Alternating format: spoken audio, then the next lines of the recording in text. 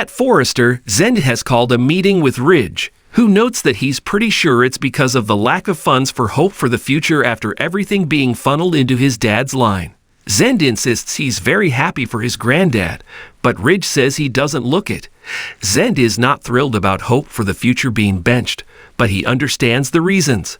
What he doesn't understand is why he's being benched in favor of RG. In the design office, RG and Luna canoodle as they recap their dinner at Steffi and Finn's the night before. Luna says Steffi is her role model and made her feel right at home. RG tells Luna she made a great first impression, but she's not half as impressed with you as I am. They kiss. Israeli hostage sister on a public speech about the hostage crisis. As they keep discussing Steffi, Luna tells RG that being Finn's cousin might have worked against her.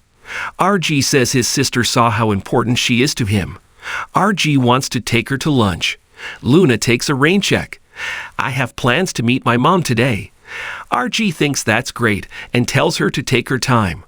Luna reflects that she had a really fun childhood with the free-spirited Poppy. RG notes she's the opposite of her aunt. They kiss again and Luna leaves. At Il Giardino, Bill hides behind a menu until Sheila approaches his table. He tells her this act she's got going here doesn't fool anyone. Sheila's surprised he's not boycotting the place and sneers that he must love pizza. Bill's there to put her on notice. To stay away. You will stay away from us, especially Steffi and Finn. Sheila is curious why Bill's so invested in her relationship with her son. Bill growls that it's his granddaughter, Kelly, he's concerned about. He doesn't want her tangled in whatever twisted schemes she's cooking up these days.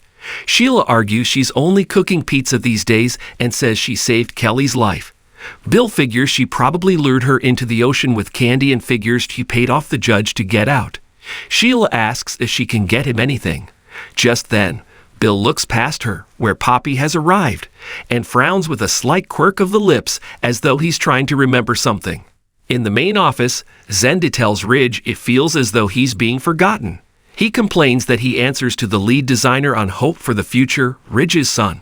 And was he even considered to help design Eric's line, or did that automatically go to his other son? He's talented, but feels he's being passed over. Ridge says it may seem like that right now, but it's the industry. Zende reminds Ridge that he's his sister's son and questions if that's the problem. He's her son and not his. It feels like he's willing to push aside every member of the family as long as his kids get to shine.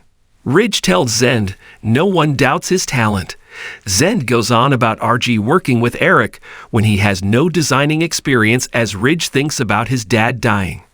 Ridge finally turns around and says he didn't pick RG. My dad picked him. Everything that's happening is the way that Eric wants it. At Il Giardino, Sheila tells Bill, message received. He doesn't have to come and harass her at work. She kneels. Did you miss me? Bill retorts, like food poisoning. He sneers about the idea that she could have a lasting relationship with Deacon or any man. Sheila says things are going really well and she's happy.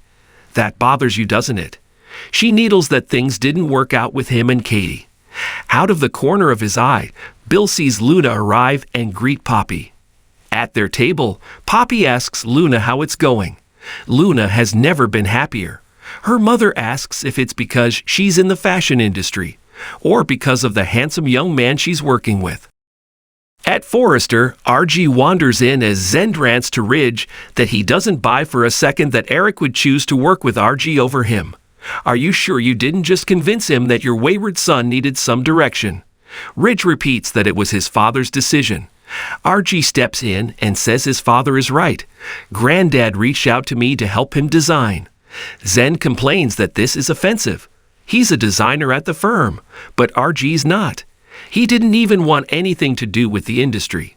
The offspring of the mighty Ridge Forrester get everything. Ridge hollers that Thomas doesn't want the Hope for the Future line on the back burner either, but the decision has been made. Eric wants to put everything into his collection, and that's the way it's going to be. Zende keeps hollering about RG. Why should experience matter if the golden child is available? The golden child, the only son of Brooke and Ridge Forrester. At Il Giardino, Sheila goes on to Bill about Deacon helping her keep on the straight and narrow.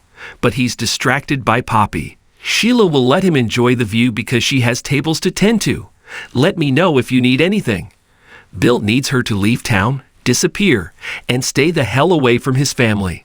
At their table, Luna tells her mother that her dinner with Finn was awesome and Steffi is even more beautiful in person. She's a superstar in the industry, but is so nice. Luna is having a lot of fun getting to know the Forrester family. She admires how close they are. Poppy notes their family is not like that. Luna says it's always just been the two of them. Sometimes when I look at RG, it makes me realize how lucky he's been. Across the way, Bill keeps watching them and frowns thoughtfully. Luna and Poppy continue to talk about the dinner at Finn and Steffi's place. Luna says her connection with her cousin is still there as strong as ever. She finds it sad that Aunt Lai did everything she could to keep them apart. Poppy sighs that her sister has a difficult personality and pushes people away. Bill approaches them and tells Poppy she looks familiar to him. Do we know each other? Poppy gets a pinched expression on her face as she contemplates him. In the main office, Ridge tells Zende, "This isn't about me propping up my kids. It's not a conspiracy." Zende smirks. Yeah, it just happens. He goes on about RG being an influencer and wanting nothing to do with the business. RG says that Eric is his grandfather too. Zende argues that RG's not being lost in the shuffle. I am. He puts them on notice that since his mother's not her to stand up for him, he has to stand up for himself. And that's exactly what I intend to do. Zende slams out and RG thinks it's time to tell him about Granddad. Ridge wants to honor his father's wishes. RG feels it's not fair to let Zende realize only after the man is gone that this chip on his shoulder was unwarranted. That's not fair at all. Ridge grunts, "None of this is fair, son."